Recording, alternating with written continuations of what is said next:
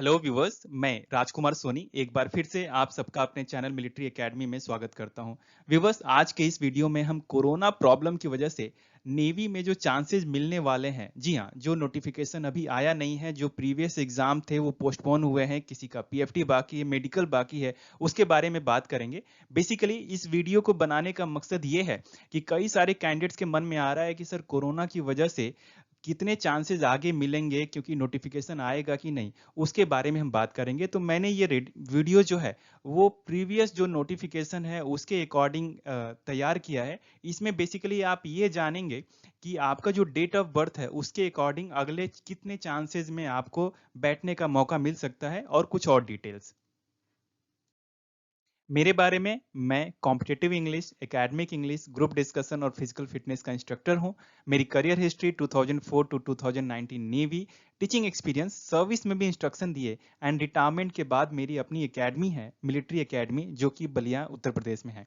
Viewers, why am I remarkable, why am I making this video? Because I am an educator of an academy also, और उसके अलावा मैंने certificate earn किया है advanced English level C1 का, जो कि सेकेंड हाईएस्ट सर्टिफिकेट है इंग्लिश प्रोफिशिएंसी का। और दूसरा अपर इमीडिएट लेवल B2 सर्टिफिकेट मैंने ब्रिटिश काउंसिल से एक्वायर किया है, अर्न किया है, जो कि थर्ड हाईएस्ट लेवल है इंग्लिश प्रोफिशिएंसी का। सो व्यूवर्स, मेरे जो इंफॉर्मेशन का जो सोर्स है वो आप इंडियन नेवी का जो ये नोटिफिकेशन है आप देख सकते हैं। ये फैब जो कोर्स कमेंसिंग फैब, मतलब जो ट्रेनिंग है आपकी फैब 2020 बैच में शुरू होने वाली थी, उसका नोटिफिकेशन है। उसमें ये डेट ऑफ बर्थ उन्होंने ऐसा मेंशन किया हुआ है। ये जस्ट रेफरेंस के लिए, क्योंकि ये एग्जाम ऑलरेडी ओवर हो गया है। जो दूसरा है ये कोर्स आपका अगस्त 20 में कमेंस होने वाला था, जिसका एग्जाम अभी पीएफटी और मेडिकल ड्यू है, उसके बारे में हम आगे बात करेंगे। तो यहाँ पे उन्होंने जो एज नोटिफिकेशन में है वो ऐसा मेंशन किया हुआ है। आपको दोनों नोटिफिकेशन के एज के बारे में सोचने की जरूरत नहीं है, मैं जस्ट रेफरेंस के लिए आपको बता रहा हूँ, और आगे हम डिटेल में बात करेंगे इसके बारे में। ये जैसा कि आप देख रहे हैं कि ये जो टेबल है, इसमें navy SSR age chances age on 30 जुलाई, जी हाँ, एज ऑन टुडे। मैंने यहाँ पे 4 कॉलम दिया है। बैच, जिस बैच में आप जाएंगे, ऑनलाइन फॉर्म फिलअप का डेट, थोड़ी सी क्लियरिटी आएगी इस चीज से, एंड डेट ऑफ बर्थ कि आप क्या एलिजिबल हैं कि नहीं, एंड मेरा क्या सोचना है इस चीज के ऊपर। तो पहले से मैं फैब 2020, ये ग्रीन कलर ये दिखाता है कि ये चीजें ऑलरेडी ओवर हो गई हैं। सो फैब 20 बैच जिसका एग्जाम सितंबर 19 में हुआ था, उसका जो ऑनलाइन फॉर्म फिलअप का जो डेट था वो था ये। ओके, ये क्यों जरूरत होगा आपके आगे पता चलेगा। इसमें जो आपका फ्रॉम एंड टू जो डेट ऑफ बर्थ है, इसके बीच में किसी का आएगा तो वो एलिजिबल किए होंगे, और ये इसका जो रिक्रूटमेंट है ऑलरेडी ओवर है, ट्रेनिंग भी चल रहा है। दूसरा, जो अगस्त 20 बैच है उसमें जिसका एग्जाम अभी क्या है, ये पीला जो कलर है कि हाँ प्रोग्रेस में है। ओके, एग्जाम फैब इसका 20 में हुआ, जिसमें अभी आपका जो है पीएफटी एंड मेडिकल पोस्टपोन होते होते अभी अगस्त में शेड्यूल होना है, देखते हैं क्या होता है। तो इसमें जो ऑनलाइन फॉर्म भरा गया था वो 8 नवंबर 90 में, मतलब फैब में एग्जाम होना था तो पिछले साल नवंबर 19 में फॉर्म भरा गया, ऑनलाइन फॉर्म। और डेट ऑफ बर्थ आपका ये है। इसका मतलब जो कैंडिडेट इस डेट ऑफ बर्थ के बीच में है उन्होंने अप्लाई किया होगा, और वो अभी पीएफटी मेडिकल का वेट कर रहे हैं।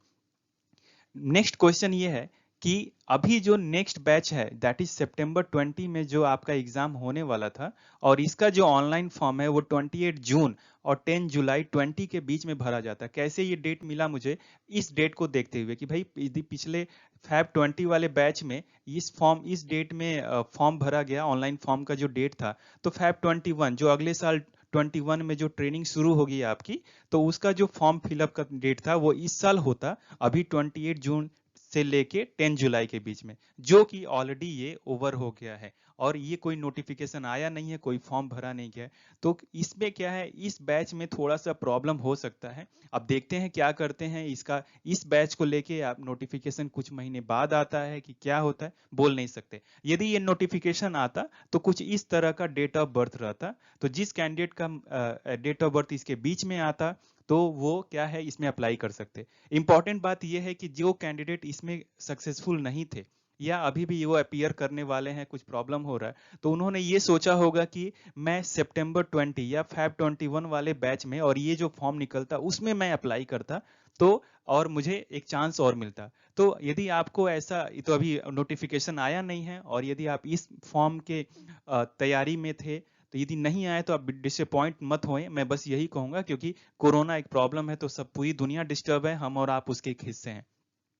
अगले बैच के बारे में बात करें कि अगस्त 21 बैच में जो ट्रेनिंग शुरू होती, तो उसका जो एग्जाम होता वो अगले साल फरवरी 2021 में होता, और वो जो फॉर्म भरा जाता इस साल 8 से 8 नवंबर के 18 नवंबर के बीच में ये आता। और वो डेट ऑफ बर्थ क्या रहता, ये और ये। और ये हो सकता है, क्योंकि हो सकता है कि कुछ वैक्सीन निकल जाए, है ना। 15 अगस्त को प्राइम मिनिस्टर कुछ वैक्सीन के बारे में अनाउंसमेंट करने वाले हैं, कई सारी कंट्रीज काम कर रहे हैं, तो यदि कुछ बेहतर होता है तो या तो इस बैच को अब इधर से पोस्टपोन कर दें, या प्लानिंग करके, या इस बैच को कुछ और कर दे। तो अब देखते हैं, जब जैसा डेट ऑफ बर्थ रहेगा उसके अकॉर्डिंग। मे भी इसलिए लिखा है मैंने, क्योंकि जब तक कुछ क्लियर इंफॉर्मेशन मिलता नहीं है तब तक हम बोल नहीं सकते। वैसे ही फैब 22 बैच में जिसका एग्जाम अगले साल होगा, फॉर्म अगले साल भरा जाता, तो उसका कुछ डेट ऑफ बर्थ आपका यहाँ से लेके ये रहता। ये सारा डेट ऑफ बर्थ देने का मकसद ये है कि आप एक तरह से आपका जो पर्टिकुलर डेट ऑफ बर्थ है उसको आप कंपैरिजन कर लें कि भाई इसमें आ रहा है कि नहीं, इसमें आ रहा है कि नहीं, इसमें आ रहा है कि नहीं। ओके, और जिसका नहीं आ रहा है तो उसके अकॉर्डिंग आपके चांसेज उतने कम हो जाएंगे। सो ये जस्ट एक जनरल इंफॉर्मेशन है। व्यूवर्स, यदि मैं पूरी चीजों को समराइज करूं तो it is okay if you miss any chance due to Covid 19। Covid 19 जैसा कि एक पैंडेमिक है, पूरी दुनिया परेशान है, हम और आप उसके एक हिस्से हैं, तो जाहिर सी बात है कि हमें भी कुछ परेशानियां हो सकती हैं, कुछ चांसेस कम हो सकते हैं।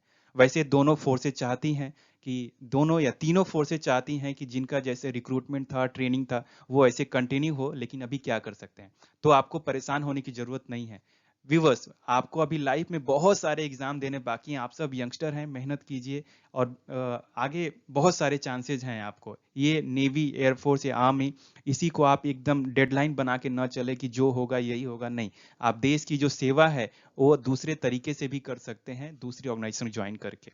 और लास्ट, कि इंक्रीज योर क्वालिफिकेशन। यदि आपको 10+2 के बाद जो अपॉर्चुनिटीज थी उसमें आपका एज ओवर हो गया है, तो आप प्लीज ग्रेजुएशन परस्यू कीजिए, पीजी कीजिए, और एक हायर लेवल जो डिफेंस एग्जाम है, may be CDS, FCAT etcetera, उसके लिए अप्लाई कीजिए। आई अंडरस्टैंड कि इसका जो डिफिकल्टी लेवल है वो थोड़ा सा हाई है, लेकिन यदि मन में जोश है तो आप कोशिश कीजिए। कहते हैं आसमां को छूने की कोशिश करो, यदि चूक भी जाओगे तो सितारों के बीच में रहोगे।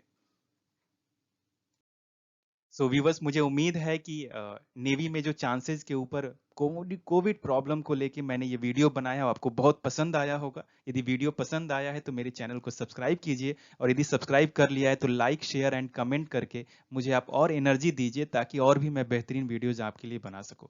Thank you so much for watching. Best wishes, get selected. जय हिंद।